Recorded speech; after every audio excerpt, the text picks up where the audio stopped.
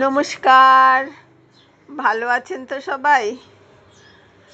আজ আপনাদের কাছে চলে আসলাম নতুন একটা ভিডিও নিয়ে।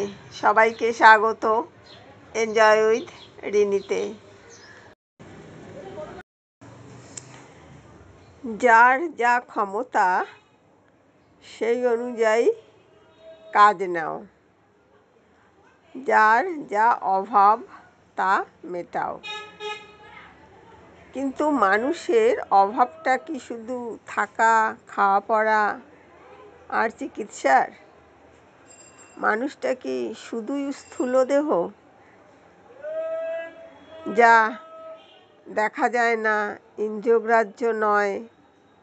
এমন অভাবও অনেক আছে, এবং তা মেটাতে হবে অপরা ও পরাবিদ্যার সাহায্যে। কিন্তু তা বলে স্থূল অভাবকে অস্বীকার করা চলে না। শ্রী মা সারদা দেবী কীভাবে অপরের স্থূল অভাবও মেটাতে এবং যার যা প্রয়োজন তাকে ঠিক তাই দিতে সর্বদা আগ্রহী ছিলেন, ভারতীয় সাম্যবাদের পরিপ্রেক্ষিতে সেই প্রসঙ্গই এখানে বলছি। শ্রী শ্রী মায়ের স্মৃতিকথায় স্বামী শারদেশানন্দ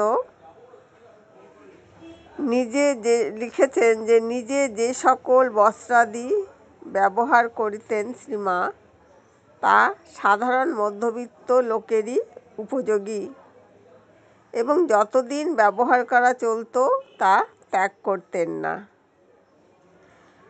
এমনকি ব্যবহার করা বস্ত্রাদি সেলাই করেও কিন্তু মা যতদিন পারতেন পরতেন। নতুন মূল্যবান বস্ত্রাদি অকাতরে তিনি বিলিয়ে দিতেন। ভক্তেরা মাকে অনেক সরু পাড়ওয়ালা কাপড় দেন। শ্রীমার নিজের সামান্যই প্রয়োজন, সেই সব অকাতরে বিতরণ করতেন ছেলে মেয়েদের। কারো কারো কাপড় শীঘ্র ছিঁড়িয়া যায়, মা তাকে বেশি কাপড় দেন। খাওয়া, জল খাওয়া সব ব্যাপারেই সর্বদা যে যেমন চায়, যার পেটে যেরূপ সয়, মা তাকে ঠিক সেরকমই দেন।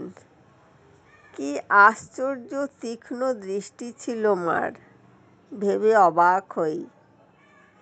জয়রামবাটিতে বিভিন্ন স্থানের ভক্ত সমাগত হলে মা রাঁধুনি মাসিকে ঠিক বলে দেবেন কে কি খাবে এবং কত পরিমাণ, এমনকি রুটির সংখ্যা পর্যন্ত ভাবা যায়। তাই মায়ের বাড়িতে মায়ের কাছে খেয়ে সন্তানদের এত তৃপ্তি। ঠাকুরের কথায় মা ঠিক জানে কোন ছেলের পেটে কি সয়। উদ্বোধনের এক কর্মচারীর দেশ ছিল পূর্ববঙ্গে।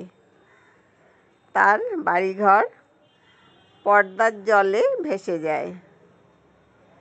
তার বিপদের কথা শুনে মা অত্যন্ত ব্যথিত হয়ে গোপনে তাকে ৩০০ টাকা দেন। ভাবতে পারছেন সেই সময় ৩০০ টাকা মানে কত টাকা?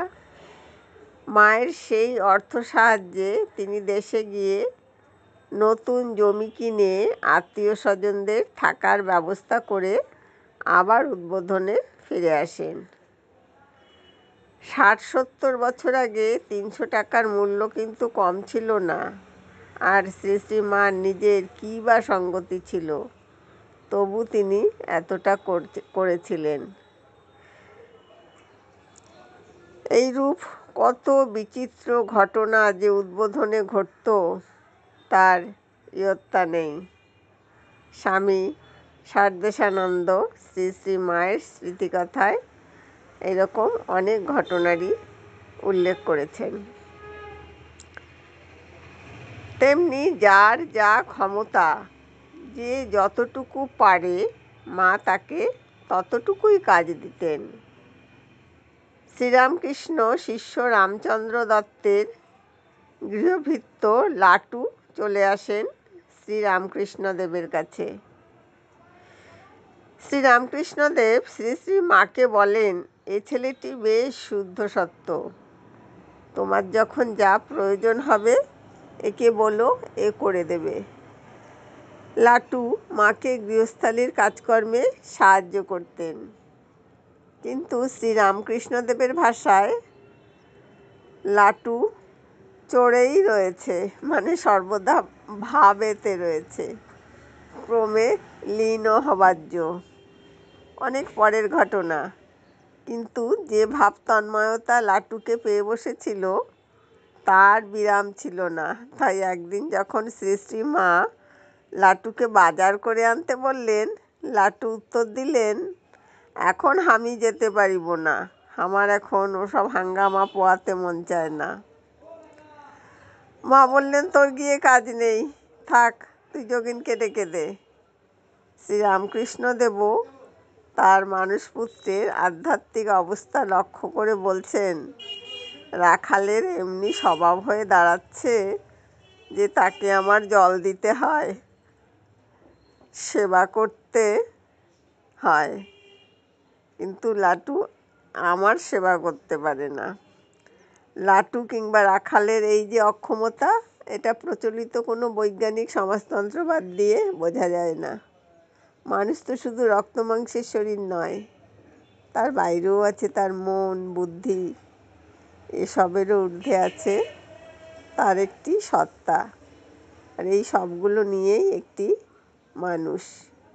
তাই মানুষের ক্ষমতা, অক্ষমতা, প্রয়োজন, অপ্রয়োজন বিচার করতে গেলে এর প্রতিটিকেই হিসেবে আনতে হবে।